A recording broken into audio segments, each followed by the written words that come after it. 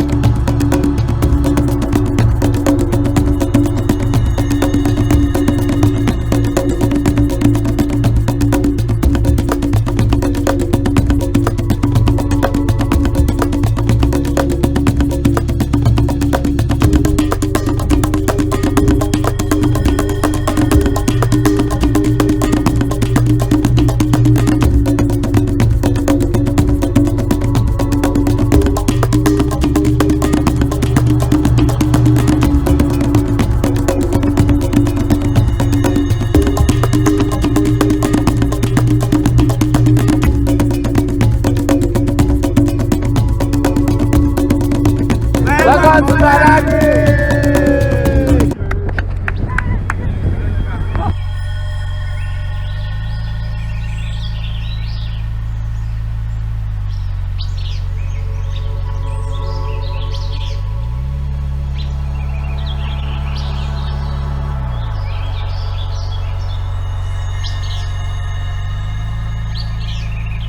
The waves and the faces of its people. Yeah, all still breathes. The first story building in Nigeria standing as a silent witness to centuries of change. The bricks built by missionaries mark the beginning of Western education and Christianity in the land. But beyond these walls, deeper stories unfold. This is Mr. Claudius Phillips' room, and Claudius Phillips was the first Western teacher in Nigeria that taught 40 men on 2 subjects for 12 years. He taught them on English and Christian religious knowledge. And the youngest among them, as at then, was 47 years old. So they were more like an adult. So when the school was in this compound in 1843, the school used to be the nursery of the infant church. Before the school moved out of this compound in 1845, the school was renamed St. Thomas Primary School. So St. Thomas is the first primary school in Nigeria, which is still in. This is the iron corrugated sheet that was used for the roofing of the building. All these materials are currently 182 years and they are still in their various places. The first story building in Nigeria is 180 years because it was constructed in 1842 to 1845 by the CMS missionary that arrived in Badagry September 17.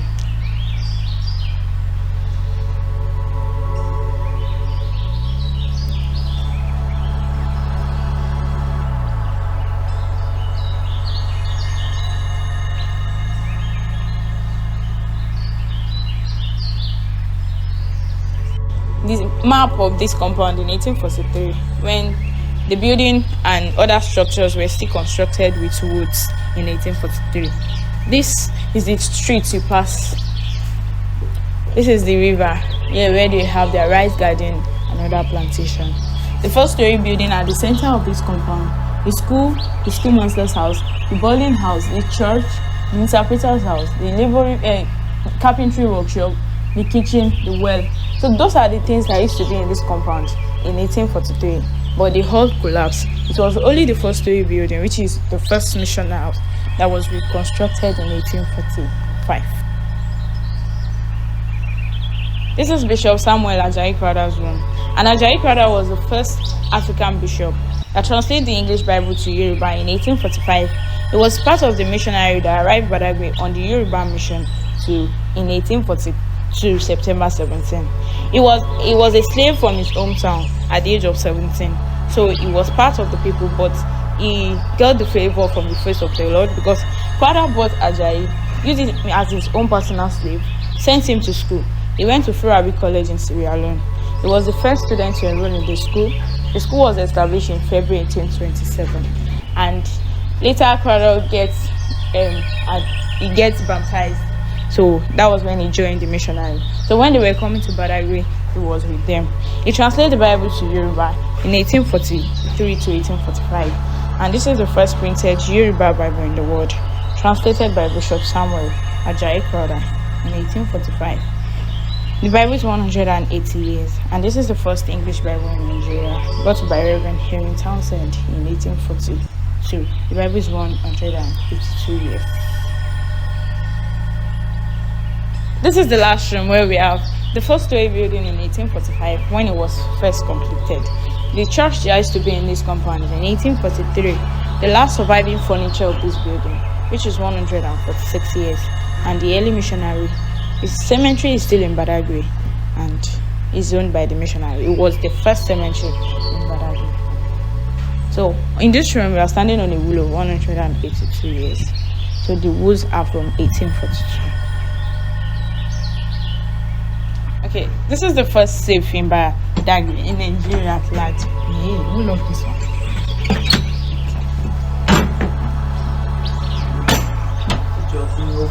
So these are some old currencies spent in Africa then.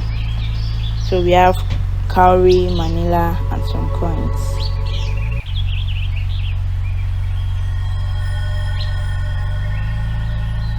This is the first CMS well. The well was dug in 1842 by the missionary. The well is 182 years. It has never run dry. It has never changed color. It served the whole of this community as drinking water up to this very moment. Not because they don't have well or they don't have borehole, but they are not functioning well as this water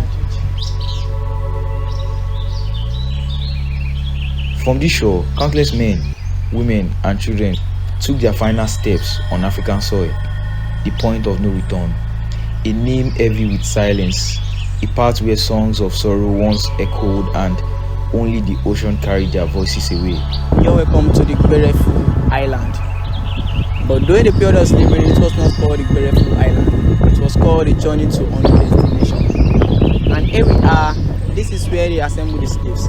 After using a paddle boat called the slaves get there, they will have to put on the chains and shackles on the neck and the leg. They are walking on the same route we have to walk now, about 15 to 20 minutes to the point of no return. Here, they have three stopover over here. This is the first stopover, the second stopover is at the middle of the journey, that's the well, and the last stopover is the point of no return where we are going. But nowadays, it's called the point of return because we are not slaves, we are returning.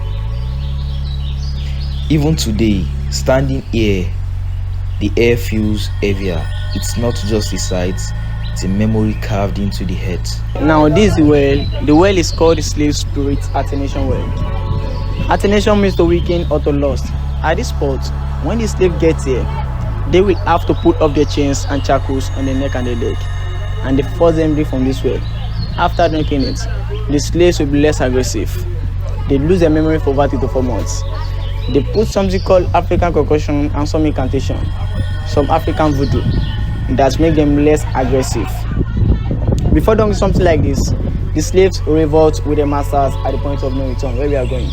That is why they dug something like this. An African chief priest will be here, giving them the well. They recite a memory after him. After that, they don't know where they're coming from and where they're taking them to.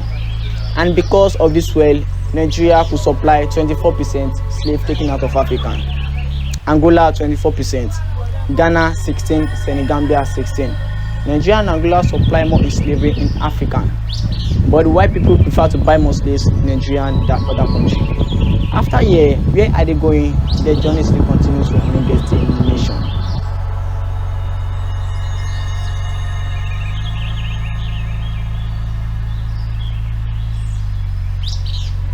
Now this is the last point of the slaves, and here we are. It's called the point of no return.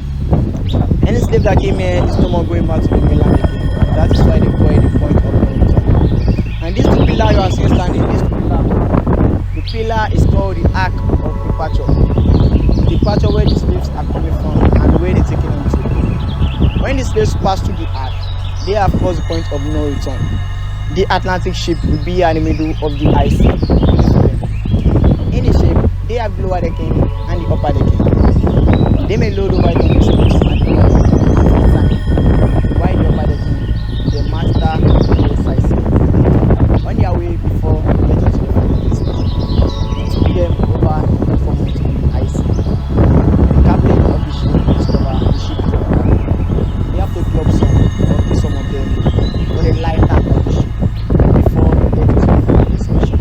The places are Cuba, Jamaica, West Indies, USA, Brazil, Barbados, and Portugal. And that is why they call it the point of no return. Just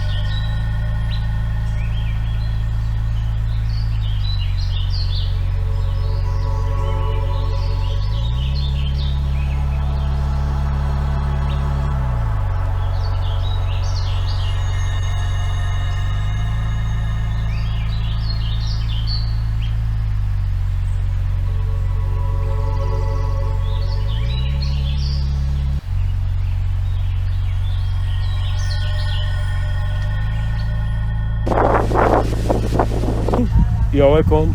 As you can see, we are doing coconut craft here. So basically, we use coconut for most of what we do on this side. Coconut is the heritage of Badagry. So from coconut shell, we bring out all this. So all these are coconut products. You can see, this is coconut pulse. It's something like this. You open it, this is how it looks like. It's a pulse from coconut shell. And this is water bottle. This is how it looks like. It's something like this. You screw, so something like this, so you can feel, yeah, it's coconut shell.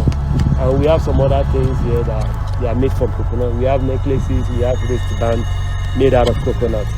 And you can see this is Badagry heritage here. It's called Sato. Yeah, you can see the drum, the one you see at Badagry roundabout. Yeah, this is coconut. So coconut is the heritage of Badagry. So from this coconut we do a lot of things. This is coconut tree. This is how it looks like. And all these are for decoration. You see something like this. You can hang it inside your car, you can hang it at home. It's coconut. And this is coconut as well. All these are coconut shell. Thank you.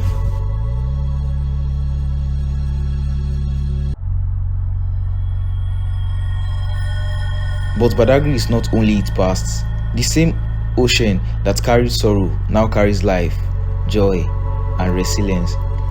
Its beaches echoes with laughter, races, and unstoppable spirit of its people.